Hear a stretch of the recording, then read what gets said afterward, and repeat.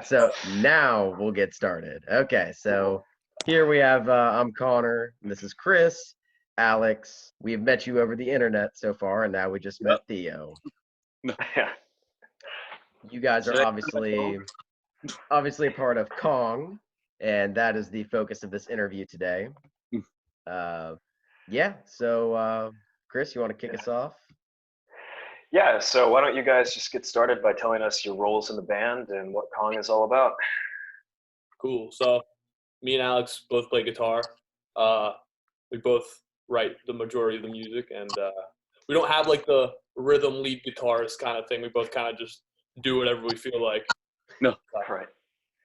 Theo does the lead on the record. There's one solo on the record, and that's the. It's usually this time if we feel like I'll be like, "Yo, Theo, you should do a solo in this section." Yeah. It's no real like I want a Theo solo here. It's just whatever. Like, it's just kind of like a sham because like Alex is like a goat guitar player, like an animal, and like I just got to do the solos because he doesn't feel like it. So. Oh man. Yeah. All right, so tell us a little bit about how Kong came to be. So our vocalist, his name's Anthony, but we call him Pigeon.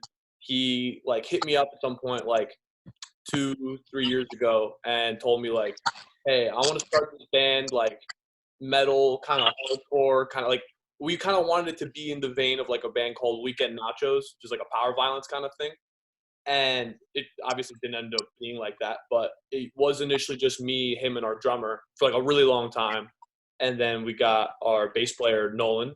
And then eventually we made the decision to like have a second guitar player just for the sound and all that.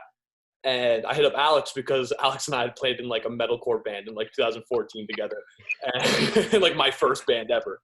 And so, I was supposed to, you asked me originally to play bass. Yeah. For a while. And I think I lost the gig because I didn't have a bass set up in drop A, so I kind of lost the gig that way. They couldn't wait the 2 weeks for my strings to come in, so. Yeah, well, like Nolan, our bass player, is like best friends with our vocalist, so like we knew like he was just gonna do it immediately because he'd been in a previous band like that was like big in like the local scene called Borderlines, and so we're like, all right, we can just get him to do it, and it was like easy. And I was like, all right, Alex, you gotta like, stretch yourself out about getting some bass. Cause he's also like, I felt bad asking Alex to like play bass. He's like a beast guitar player. So I was like, it's all good, bro. Yeah. All right. So, nice. All right. So let's talk about the record because I'm going to break professionalism for a second and tell you guys that this EP is seriously killer. Like Connor and I have been listening to it all day. We were sincerely impressed. Awesome. Thank you. Yeah. Seriously. And I mean, just to give my 2 cents, I honestly could see you guys out touring with a band like Spite or Knocked Loose or something like that. So why don't you guys get into talking about how the songwriting process for this record was? Yeah. So there are 2 songs that are on the record that were on our original demo that were just written by me and our vocalist initially. And we had like demo versions, like, done on like computers, like, in our like friends' houses and whatnot. And then we had them like recorded professionally. We put out that demo like 2 years ago. Excuse me. And like, that was when like, and that was like, like before Alex joined the band. So those songs were previously written. And then I had written like another 2 songs, like most of another 2 songs. And then Alex had just joined the band and then gave us the single, which is Lying on a Barren Bed of Roses. And, obviously we were all super stoked on that. And yeah, the writing process for us isn't super like methodical. Like sometimes it'll be like one person writes everything and then sometimes it'll be like a group effort. It really just kind of happens. And considering that we all like playing our instruments, I feel like at least we just have a lot of songs. We have a lot of ideas like kind of coming out all the time. Yeah, especially in quarantine, I have like 9 new songs written, and it's not even like when I write, I tell Theo and all the other guys, I say like, this might suck, but here's what I did today. Here's a song, here's a collection of riffs that I thought sounded cool. And with the single, the title track, Lying on a Barren Bed of Roses, I had the demo for that, and I went over to our vocalist Pigeon's house, and it's pretty much stayed exactly the same except for one riff, which was there's the one riff after like the really fast grindy part that was a lot more straight than it is now, and we just spent the whole night just like, how can we mess up this riff and make it really weird and interesting? So for the most part, it's mostly like individual, but then when we get together, we really kind of flesh out parts. Like the ending of that song as well was me and Steve, our drummer, we were like, the ending in the demo sucks, let's do something else. And that's how that ending riff showed up. So it's usually like 90% individual and then 10% critiquing and mixing it up a little bit. Gotcha. So apologize if I'm unaware. Have you guys released the first single from the CP yet? Last night. Yeah, last night. Gotcha. Nice. Which one did you release first? Lying on a Barren Bed of Roses. Heck yeah. Track. I think it's like the middle track, it's like the fourth track on there. Mm-hmm. Yeah. Yeah. So how has that been received so far? Or what are your goals to kind of get the word out there since you can't play live shows right now? Yeah, I mean, I think we all just kind of want to share, like, you know, share as reasonably much as possible. And like, yeah, I mean, we had good responses to it in like more people than usual. Like I think interacted with like our individual posts, like, and the band page. So like that was cool. But like also at the same time, like we're all quarantined, so like how are we gonna like see how much anybody really likes it? Yeah. I'm getting the stems of everything from our engineer, and I'm kind of making like these like promo noise things just so we have content just to promote everything. Like I think we had 2 so far that we posted, and it's just, you know, without giving away the whole song, just giving out like weird sounds and stuff and noise just to kind of make people aware and not forget that we have music coming out. Yeah. Yeah, absolutely. So before quarantine, you guys did play live. So what was the live scene like in New Jersey? So I think the live scene is pretty vibrant in New Jersey, like generally in this like mishmash kind of a scene. Like it's like a lot of hardcore bands, a lot of metalcore bands, and then like it's like that is very much like intertwined, like hardcore, metalcore, and like, you know, fringes of that, like deathcore bands and like kind of whatever's in between all that. But then I feel like it's almost like a separate scene when you get into just straight metal, you know? Yeah. But so we kind of play in that like apostrophe or dash core kind of scene show for the most part. And honestly, like we had played, I think we played like, we've only played like 7 or 8 shows so far, right, Alex? If we played 10, we played a lot. Yeah. I think we played less than 10 or 10. We had like 5 shows canceled because of coronavirus. And it was like 1 week worth of shows that we were just like all hyped up about, and we were like, shit. But as far as the shows themselves, like the last one we played in February, like had a good bit of people. I mean, it was in like the basement of a bar in like a town in New Jersey called Asbury Park. And I mean, the fact that we had like, I think like 50, 70 people like in this place was sick. Like, I like into it because they have like free, I think it's every Thursday, not every Thursday night, but Thursday nights. Because like the Asbury scene is much more of like an indie scene and everything. But the fact that this bar has like these hardcore nights that were like, I think they're like Thursday nights and they're free. At Capital Basement. What? At Capital Basement, like the free like Thursday night shows at Capital Line. Yeah, it's cool because, you know, that's a place for like more hardcore bands to play and kind of get into that Asbury scene without, you know, playing indie shows and not fitting in very well. Yeah, and it being like awkward when like the heavy band goes on. Yeah. What part of New Jersey are you guys in? So we live like, I live in like Central Jersey. Like you consider yourself in Central Jersey, Alex? I'd say so. Yeah. And then like our vocalist lives in like South Jersey, and our drummer and bass player live in North Jersey. So like we're pretty spread out. Yeah. But, like, you know, and like we're all within like an hour of each other, so it's not too bad. Oh yeah, that's not bad. Like whenever we get together to practice, they like to say like there's a practice space down south that we practice, and there's one up north that we practice at. And it's really, I don't know about you, Theo, but for me, I don't really care either way. I'm not compromising. Like they're both like a 45-minute drive to either one for me, so it's not like we have to go all the way down to all the way down to the jam room or whatever. It's just doesn't really matter. Nah, for me it's a little farther for me to go north, so I do prefer when we go down. But No. Yeah. I'm like right in the middle. Yes. So next thing is me and Chris have been aware that New Jersey does have a pretty vibrant hardcore scene. And obviously you guys are, a hardcore band heavily influenced by that genre. And I guess kind of the question is, and obviously that is like there's been a large new resurgence of hardcore music, such as, Dealer, Knock Loose, etc. Do you guys feel like you're part of that wave, or are you trying to carve a new niche in this wave of hardcore? So I think that, I don't know, like I remember we had like this like instance where like I feel like a lot of people like knock loose is almost like a buzzword in like metal and hardcore. It's like so polarizing. Like I love it. Like I love knock loose. Like, but I don't know if I can like say that that's like my peer. You know what I mean? Like I definitely like look up to them, because when I was like 17 and they put out like those first 2 records, I was blown away. I was like, this is crazy. So I personally would definitely like write those bands as like an influence to me. Like the other band you mentioned, Dealer, like Dealer's like newer. Like I definitely like dig it, but like I guess we could be in like the same kind of, I mean, they're definitely like way bigger, but like, like, but we're probably like the same as, they're probably like a little bit like older than us, but like not like Knock Loose, like Knock Loose. Dealer's an opening band. Knock Loose is a headlining band. Yeah, at this point, but you never know. Yeah. But I remember when Knock Loose just released their last album. What was that, last year? Yeah. Me and Theo were talking. We were like, shit, everything that we thought was cool about our EP, Knock Loose just did.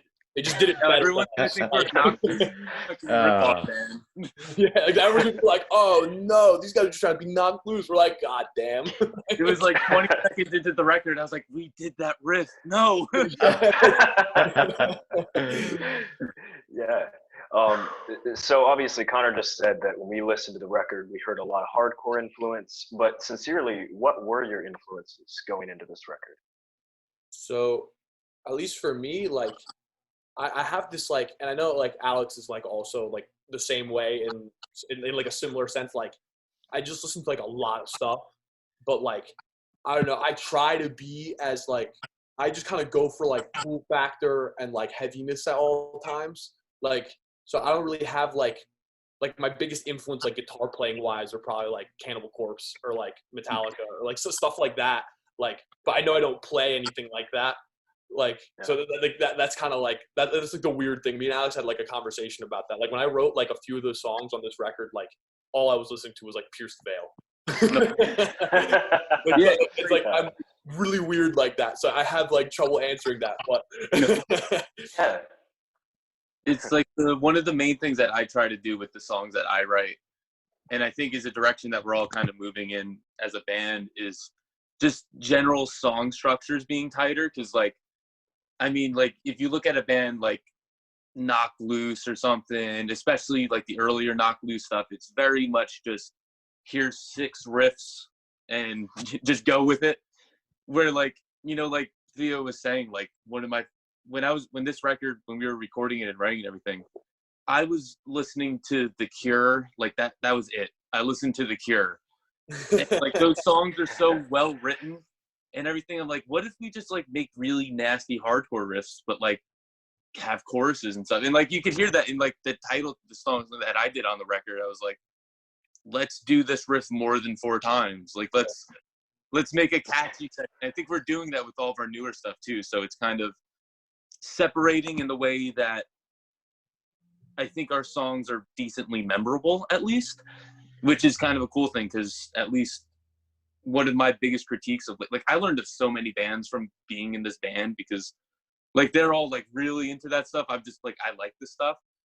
I forgot exactly where I was going, but one of my biggest critiques of the genre is that the song structure just isn't really there for the most part. So I think we should try to focus more into that and having like sections and movements and stuff that really help make a song memorable flow.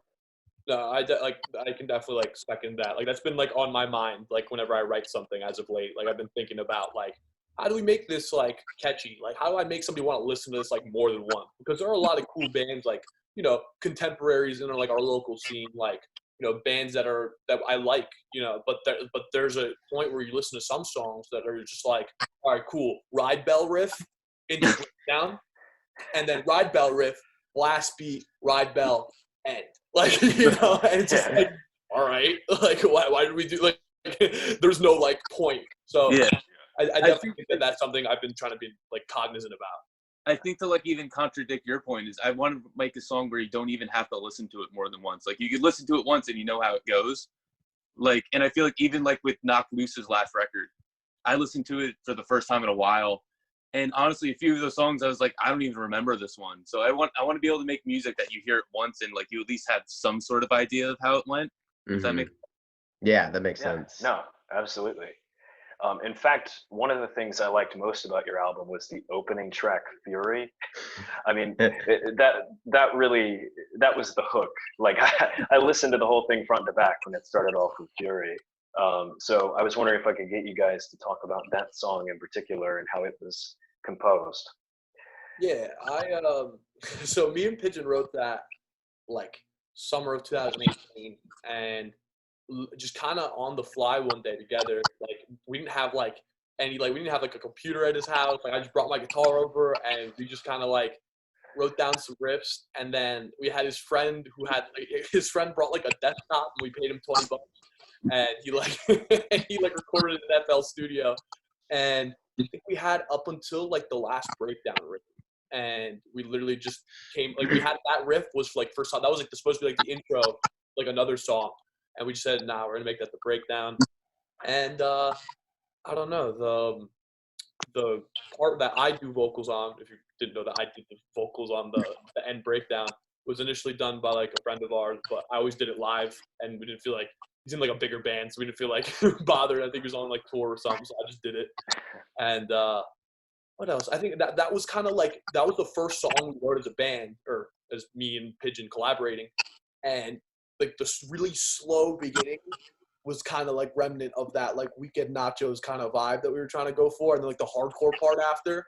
But then like if you can hear, it's almost kind of like signifying how the band went in terms of like how we wanted to be like the genre. Like we wanted to do power violence, and then it kind of just turned into what we are anyway, like towards the end. So it's kind of representative of like everything else we've done. I fight for that song to be the openers for our shows and everything, and even the opener for this record, because I love, like I tell them like from an outside, because I wasn't in the band when they released that, I was like, that is such a dope song. And like I'm just like because that's the first song on the demo that Theo was talking about. And just like clicking the thing and just hearing that, I was like, that's so hard. That has to open everything. Like why open with anything else than that? And I think we did a good job of redoing it, because there's like 19 layers of guitars in the beginning. Like how noisy. Add the black metal chords. Wow. Yeah. Oh, that's awesome. So can you guys tell us a little bit about, after completing a song, you wrote everything, and I guess after completing the CP, the production, mixing, tell us about that process, the studio, everything like that. Taking the album from writing to complete. So the demo that we had recorded previously was recorded by a friend of ours named Eric Chase, and we had a really good experience, and like we had like a bonding experience with Eric when we recorded the demo, like the summer of 2018.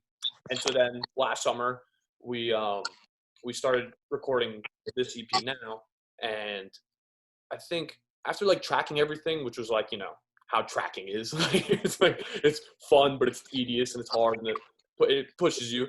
I think the biggest hand of like in the band for like production was definitely Alex, because Alex is like does his own production for like other projects he's done. So like a lot of times like we'd be like, hey Alex, can you tell Eric to do like this? And we put it in like human terms as opposed to like me being like a little bit tighter. Guitar no sound right. It was really I think by the end of the session, Eric was probably getting tired of at least me and Theo, because me and Theo spent endless hours there, like, just there's a lot of guitar layers and stuff on the record. So me and Theo would spend like 10-hour days we probably had like 3 or 4 10-hour days Oh yeah, and then And then we had the reamp day. camping, like, dude, we had like a whole day for like dive bombs, like, but But it was getting like reamp day ludicrous at some point, like. The reamp day was, I think, the day that we started pushing it, because after we got like all the main guitars and everything done, we went to the noise sections, and like we were like literally like reamping just like really high pitched feedback for 10 hours. And like all everyone in the room was just like, oh my god, like, why is it Totally, like full of hell if you weren't aware. Like,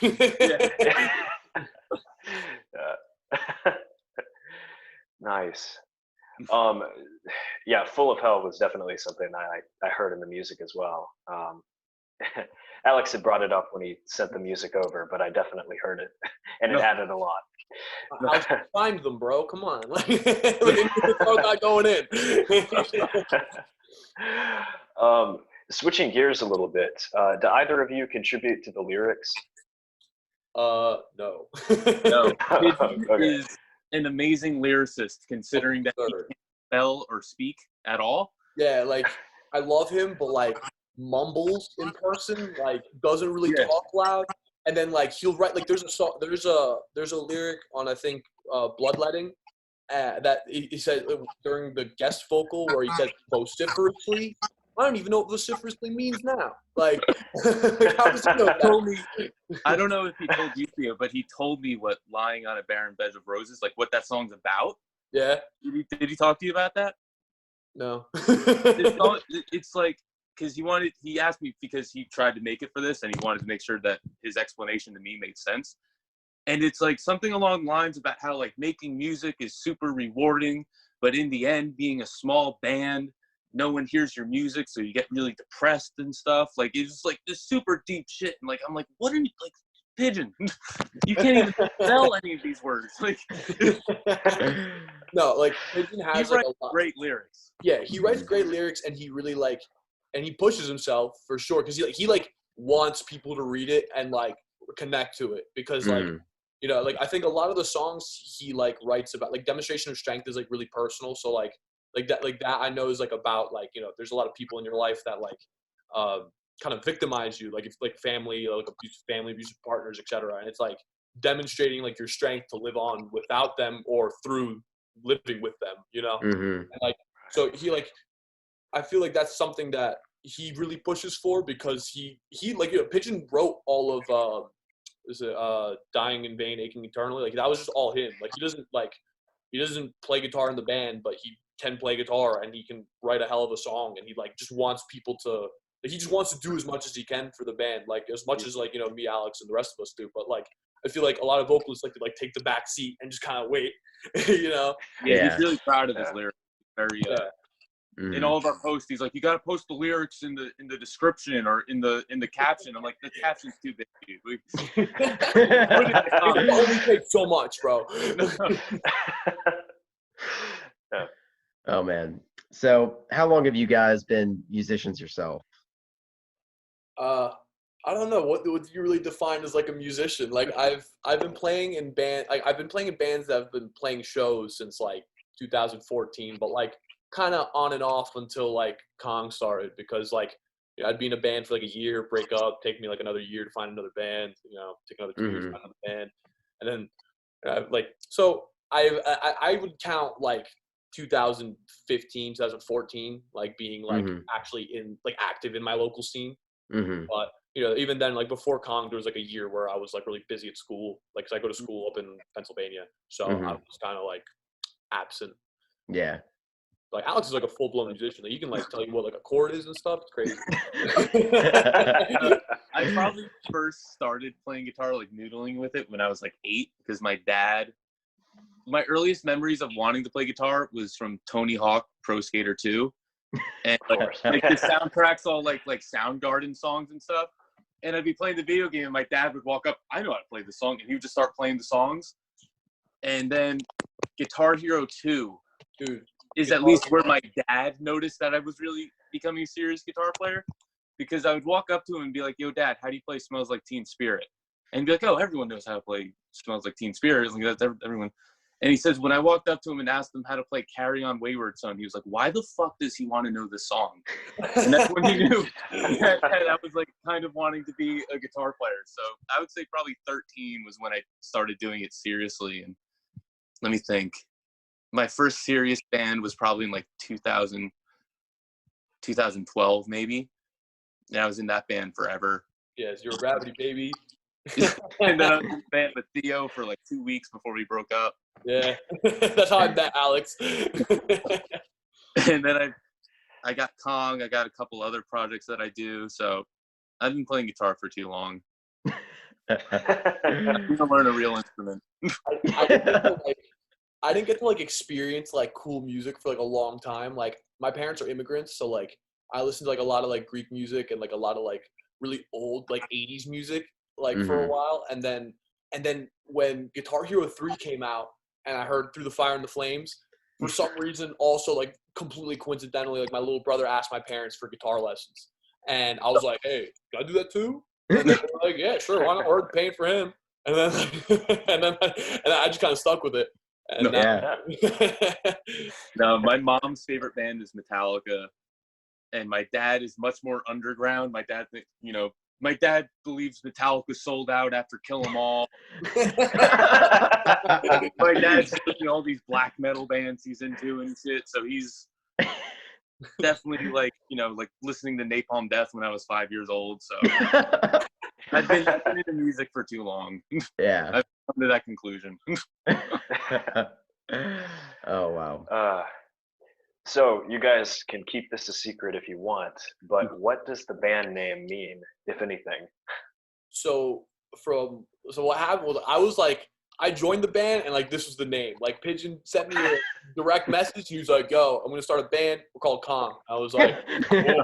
Like I think he saw like I forgot, it was like King Kong or something. Like Pigeon was watching like King Kong or something, and then he just like said, "Damn, Kong's a sick name. Why has nobody used it?" And like, that's a very silly thing to say because like I'm pretty sure there's like a bunch of bands beforehand called Kong. Actually, like I remember I looked it up and there was like a band from like the 80s from like England that like was called Kong. And then like a couple of weeks ago I was driving around with my friend, obviously like pre-quarantine, and he told me that he had been to like a local show in like South Carolina and like listened to, and like saw some down tempo band named Kong, like some Traders ripoff.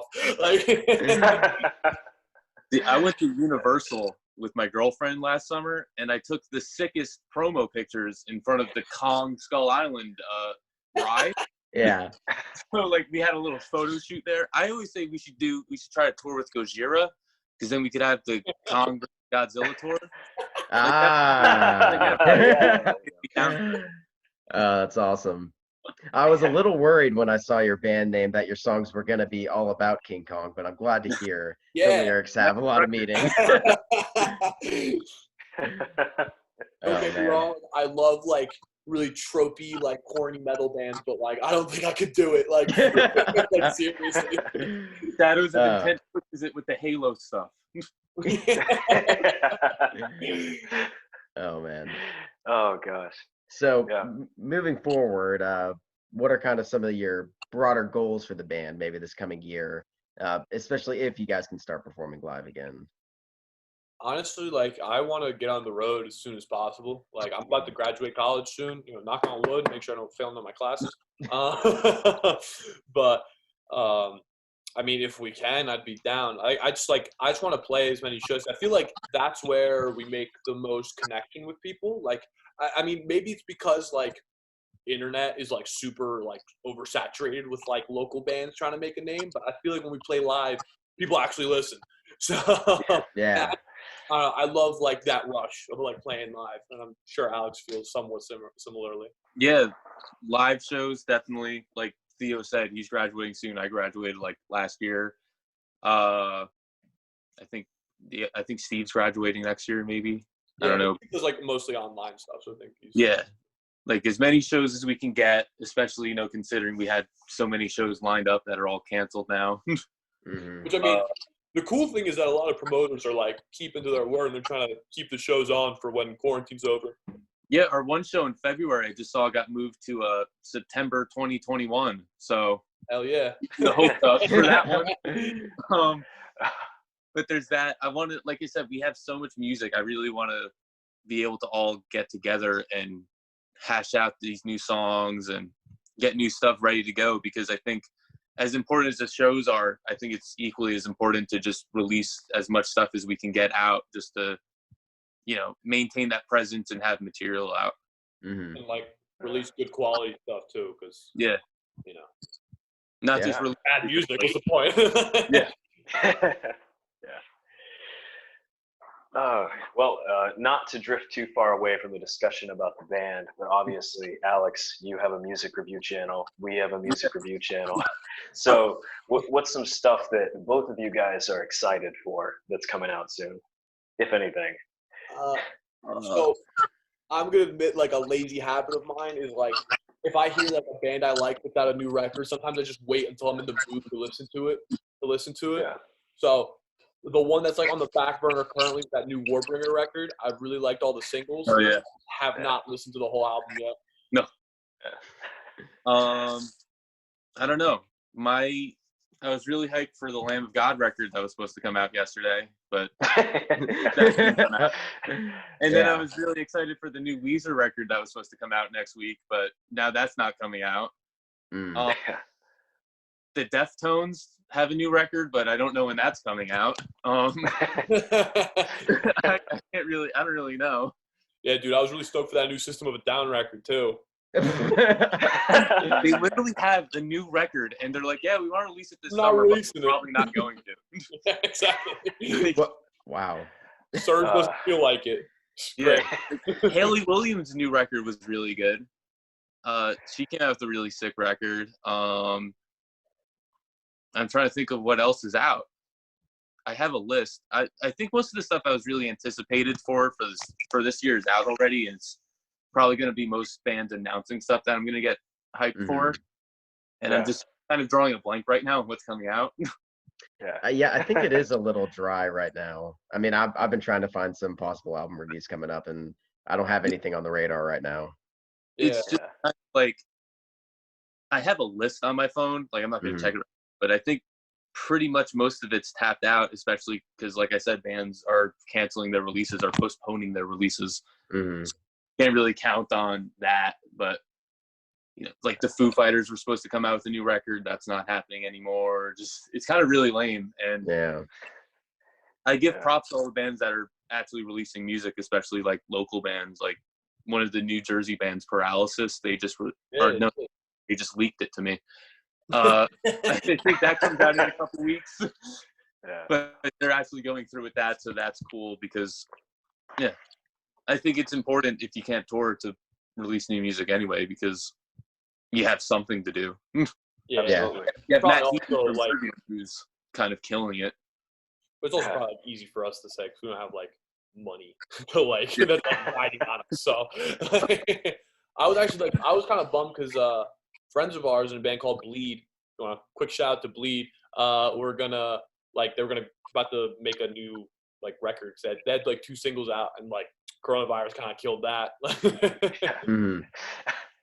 Yeah, thank God we got that Danzig record though. I got so much Dance Gavin Dance. I haven't. I got so much hate because of that Danzig record, and I don't care at all. No, I like, you can't tell me that it's good. It's so awful. So and like, I'm trying to be as objective as possible. I went into it. I was like, let me listen to this because I love Danzig. He's a hero of mine. But like, that's not good. Like, dude, you can't sing anymore. You could barely sing 40 years ago. So like, I don't listen to Danzig, and I'm like not a huge Misfits stan. But like, is it like a graveyard classic 6 Feet Under kind of record? Is it like that? No, it's not that bad. Okay. At least, like, you know, it's like 40 years ago, Danzig could do a good Elvis. Chris Barnes could never do a good Bon Scott. Like, that's not going to happen.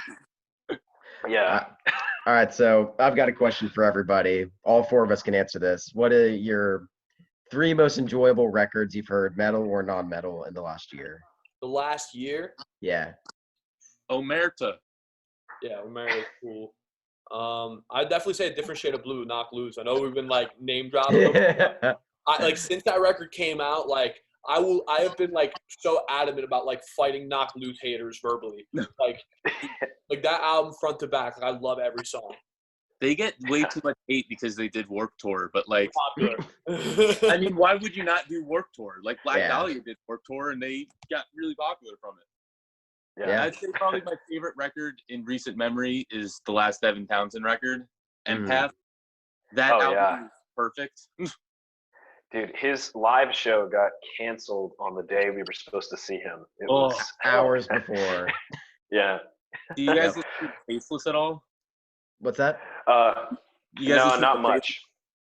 I went to see Theo. Were you that? You weren't there, Theo, but it was August Burns Red, Between the Buried and Me, The Faceless, and Good Tiger, and it was the first date of that tour, and we were all in line waiting to get into the venue, and the Faceless were like, "We're not going on tour, guys," and canceled it. Jesus. They're like, "Oh my god, why?" Like they're. Yeah. Wow. What about you guys? Well, Connor just pulled this question out of his ass, so I have no idea. I'm not gonna lie, like I have Spotify open on my phone trying to figure out, I'm like, dude, what do I like from this year? I could tell you so many great records just off the top of my head that like, because like for whatever reason I make these lists because I'm stupid. But, like, I can think of like my favorite record of last year was Devin Townsend. The year before was Death Heaven. This year's probably Omerta. The new Body Count record was really good. Code Orange's record. Black Dahlia's new record. Black Dahlia. I was gonna say Black Dahlia, but like it's not like that hasn't been one that I've just been listening to all the way through lately. You know what I mean? Like Yeah. I like a few songs a lot. I do want to just name drop it because I love Black Dahlia. Yeah. There's a lot of like good records this year. Not a lot of like phenomenal records, but there were a few like really standout good records. Yeah, like Mother. Like Mother. No. Oh, the In This Moment record? Yeah. I thought you were talking about band. I forgot that record existed. No. Yeah. That was a rough one. That was a very, very rough. Oh man. So if I had to answer this question just off the top of my head, I'd probably say Code Orange, Poppy, and Dealer. Dealer's new EP. Dealer's cool. Yeah. I think that Code Orange record is interesting though. Like, cause I like a few songs, but then sometimes I'm just sitting like, dude, I did not intend to listen to 9 Inch Nails right now, but that's what I'm doing. When's Trent Reznor about to start singing about "Fuck Me Like an Animal"? Like, when's it coming? Yeah. Jeez. Yeah, I was pretty taken with Dealer. Obviously, the new Code Orange record we were all down with. I liked the new Heaven Shall Burn record. I was just in like a mellow death mood when that came out. And then I think that my favorite of the last year was the new Loathe record. That's nasty. Yeah, that thing was monstrous. Yeah. Yeah. Poppy. Yeah. The Poppy. Poppy's I wild. like that record way more than I should. Oh, I know. Same here. I was so shocked. Chris sent me this, and he just said, "Hey, this is a pop artist who's doing metal now," and I don't know, man. It's just like it was so interesting to hear that mix. It's so gimmicky that it works. Yeah. Like, you know what I mean? Like it's so like, especially that first song where it just goes from like beat downs into really cheesy K-pop into fractal. Yeah. And, like when that came on, I was like, this is stupid. But the more I listened to it, I was like, this is good. Like, why Yeah. I guess there's something weirdly appealing about a children's television show music going into a nasty ass breakdown. Yeah. It shouldn't work, but it does. I don't get it. And that's what matters. Yeah. Poppy was actually kind of a catalyst for our channel starting up. Me and Chris had been doing some stuff with it last year and kind of stopped for a while. And then that record came out, and me and Chris were just talking about it a lot. And we're like, maybe we need to start this back up and start discussing music. Yeah. Pretty fair. Yeah. I think mine was Bad Religion's last record because I wanted to do Venom Prison's last record because I had many feelings about it, but it was just like too late before I started doing it. I was like, it's not no point in doing it at this point. But Bad Religion, I liked a lot, so I decided to start it with that. Yeah. All right. Do you guys have any final comments about your EP? Any questions for me and Chris? EP's out May 22nd. Yeah. May 22nd. Heck yes. Yeah. Singles out now everywhere. Yeah, singles out now on Spotify, everything, Apple Music, whatever, TikTok. Yeah. Yeah. What for you guys, because we've been having this debate many times through the group chat. What bands do we sound like? And Okay. what genre of music would you call us? Yeah, true. Okay. All right. I'll start with the what bands do you sound like question. I think we've mentioned Knocked Loose 100 times in this interview. Yeah. And there's definitely some of that. But I genuinely think that Pigeon sounds like the vocalist of Spite. And when it gets over those like beat down sections, I can really hear that, even almost verging on a deathcore direction. But then the more tremolo picked or noise sections, I don't know, they pull you back in another direction. So yeah, I hear Knocked Loose, Spite, and a little bit of like Code Orange back when they were still Code Orange kids and doing Flower Mouth and stuff like that. Yeah, there were definitely some Reba Myers like riffs on that. So Hell yeah. Yeah. Cool. You summed up my answer, Chris. Yeah. I'll take that. That's sick. Yeah, all right, man. If there's anything else that you guys want to plug, do it, because we are very much behind this record. We loved it. So anything you want to plug, go for it. We have a show September 2021 on the street in Asbury Park. Yeah. Hopefully it will happen. I think I've plugged everything we've got, so or one of us has, but thank you guys for having us, man. I really appreciate talking to you. Yeah, guys. Thanks for coming. Really awesome. Yeah, we'll definitely do this again. Hell yeah. Yeah. Heck yeah, guys. Anyway. All right. See ya. You guys. Take it easy, guys. You too. Happy quarantine. Bye.